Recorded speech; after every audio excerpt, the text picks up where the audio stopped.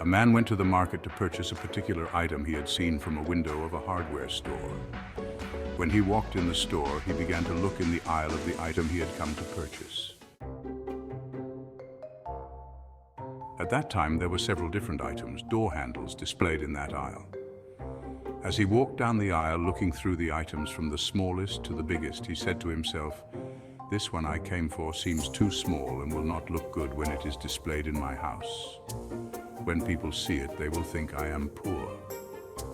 So he began to walk down the aisle, and the further he went down the aisle, the better, bigger, and more expensive the items became. When he reached the last item, he fell in love with it and thought to himself, "How nice it will be to have this item. It's the best. It sure will look good in my house. And when people see it, they will be envious and will surely know that I can afford the best that is available in the market." So he set his mind to purchase the best item available at the store. As he was making his way out of the store, he saw a beautiful mirror and decided to take a look. As he looked at the mirror, he said to himself, "That will look good in my house." He then began to wonder if there was one that was even better than this one in the store. So he looked around the store to see if there was one that was even better. To his surprise, he found one that was better and more expensive than the one he had seen, so he decided to purchase the better mirror. When he was done, he had found two of the best things he could get for himself. He said to himself, "Now beautiful my house will be. It sure will be something worth talking about."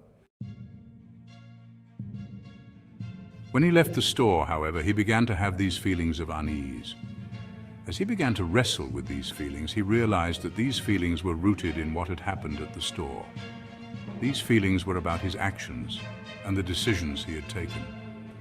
He couldn't understand why he was feeling all this grief, as if he had done something wrong.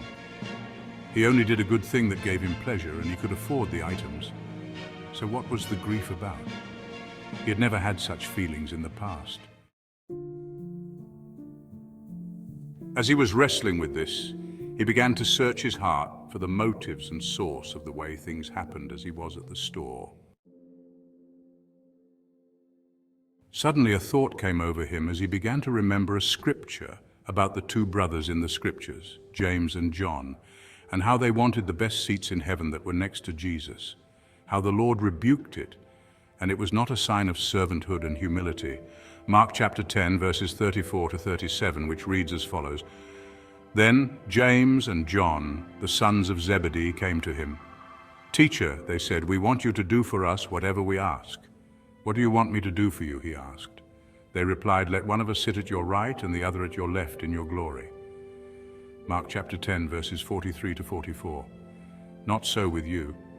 Instead, whoever wants to become great among you must be your servant, and whoever wants to be first must be slave of all."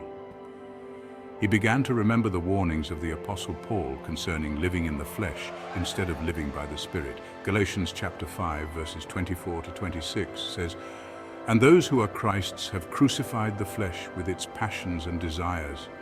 If we live in the Spirit, let us also walk in the Spirit. Let us not become conceited, provoking one another, envying one another."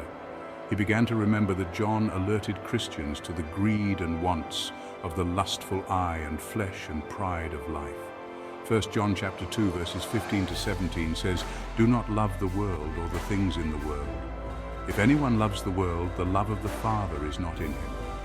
For all that is in the world, the lust of the flesh, the lust of the eyes, and the pride of life, is not of the Father, but is of the world. And the world is passing away, and the lust of it. But he who does the will of God abides forever."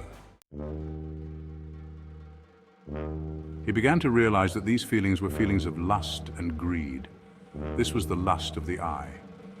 As he saw the items, which are worldly things, he began to desire them, allowing the desires of the eye to control his flesh. In making the decision to purchase these items, he did not end up purchasing what he needed, but what he lusted for the wrong reasons, thus giving in to lust. Stay alert, always in your walk for the Lord.